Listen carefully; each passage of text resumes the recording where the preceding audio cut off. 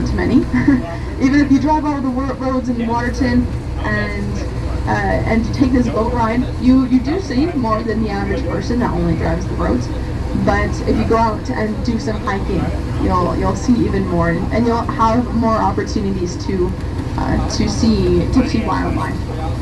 It really is a fantastic place to be. Now, we just passed this dock on recent National Geographic, one of the most thrilling day hikes in the entire world. I don't know who actually has hiked every single day hike in the entire world to rank it that, but I personally think it's really an accurate description.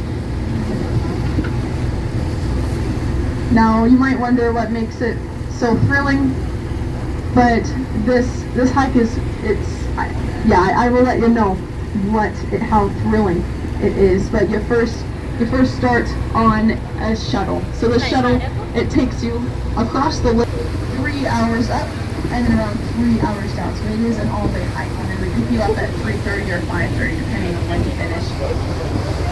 And at that point you are gaining 3,200 feet of elevation within 16 kilometers. 4 different waterfalls. You have the Front Rock Falls, you have Twin Falls, you also have Crypt Falls, which is a 600-foot tall waterfall that comes off of Crypt Lake, and then largest call this place home. And we actually have two bald eagles that nest around this specific lake. We are currently on the upper Waterton Lake.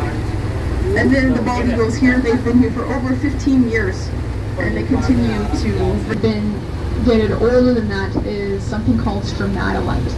And stromatolite is one of the very first living organisms to actually do photosynthesis. Back when this place was a shallow inland sea, all this stromatolite would be growing along the sides of this inland sea here. And that's the only living organism that actually dates back to before all the rocks that are in this area here. It's pretty fantastic. But right about now we are passing by the narrowest part of the lake. We got Dead Horse Point and then Blacktail Point here. And that makes about a quarter-mile long.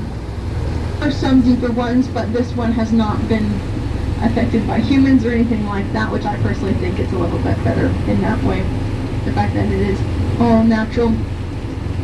But because it's the deepest, I definitely recommend to hold on to anything that could blow away. Don't drop anything.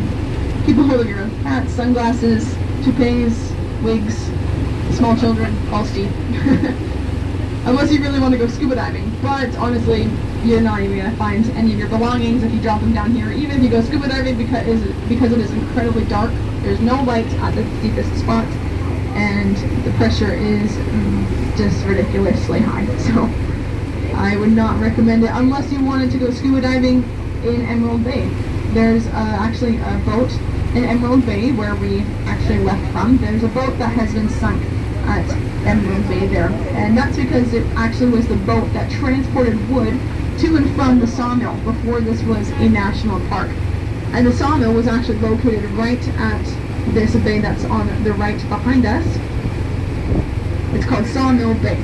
I think the people that named the events and the bays and all of the mountains or anything like that, they just kind of named it how they saw. So for example, Sawmill Bay is where the sawmill was. The Mount Kenow 2017 wildfire happened in 2017 on Mount Kenow. I think they just saw what they saw and they named it after that. But the sawmill, it was out of a job once this became a national park in 1911. And same with that boat, it was called the Gertrude. And once the national park was established, the Gertrude was also out of a job. Boat that in the 20s, that's just on the water here. You just poke holes in it and you sink it to the ground. So that is exactly what they did. But now it is a very popular place to go scuba diving. Just on Saturday, I believe I saw over birds at one time. I'm here behind you. Watch your head when you come through.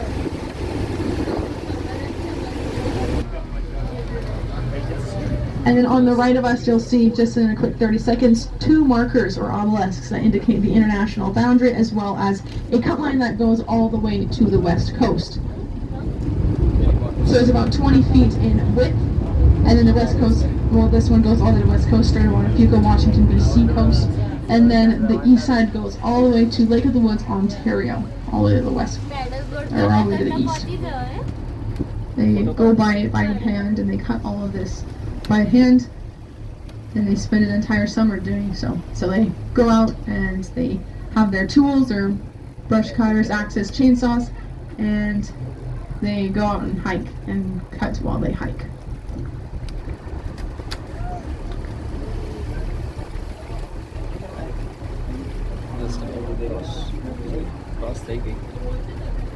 Yeah, why do they cut this? Yeah, so that's a good question. So they're really cut in this area. Of course, if it's a danger near a trail, then they'll kind of cut it and put it to the side, but this is like the most cutting of the trees that they'll do. Because this is a national park, you don't want to cut trees, you don't want to hunt animals, nothing like that. They want to protect the ecosystem and preserve it. But in the 90s, there was actually a lot of talk about letting the border regrow, or I guess to have the trees regrow, so then there's not really a border indicated here. And there's a lot of talk about it. It was quite serious talk. They were definitely thinking about having the trees regrow within the national park, but then 9/11 happened, and at that point they actually widened the cut of the border.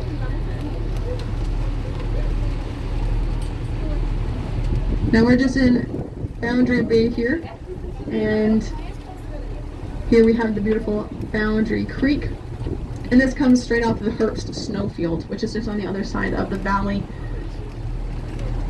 But we won't be able to see that right now, but once we're on the east side of the lake, we'll be able to see the Herbst snowfield. But this is what you call point source water. It's some of the freshest water in the area. But just like that, welcome to Glacier National Park, Montana, United States of America. Do we have any Americans on board today?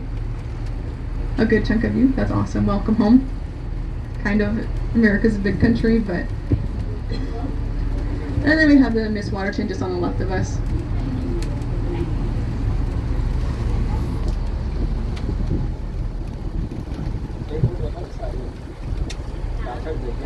Oh, that's pretty cool.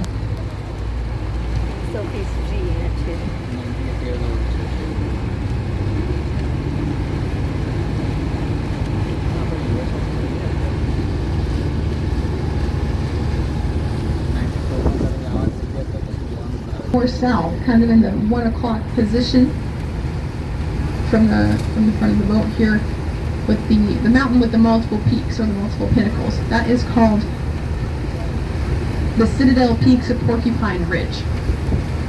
The Citadel Peaks of Porcupine Ridge is a very unique mountain.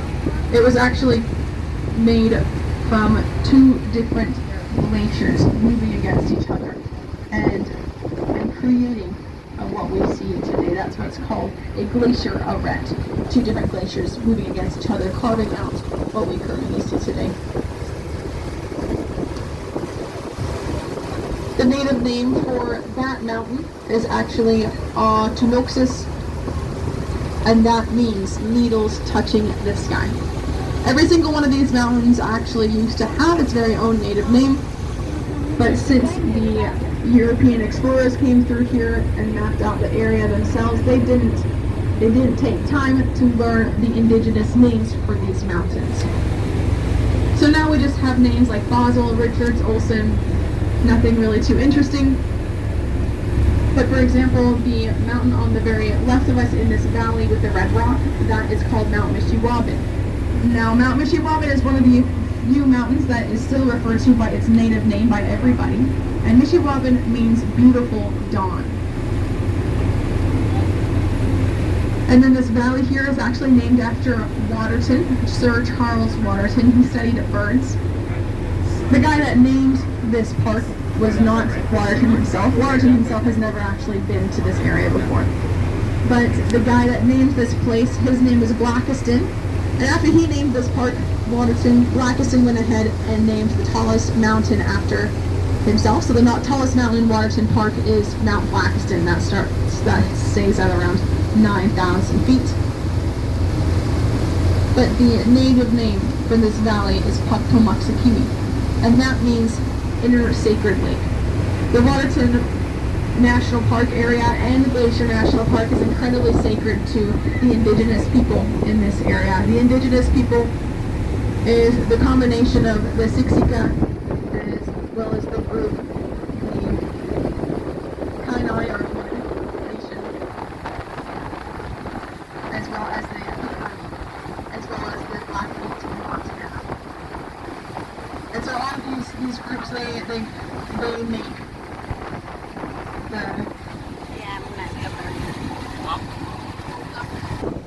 there's this road from the south end. The south end is called Goat Pond.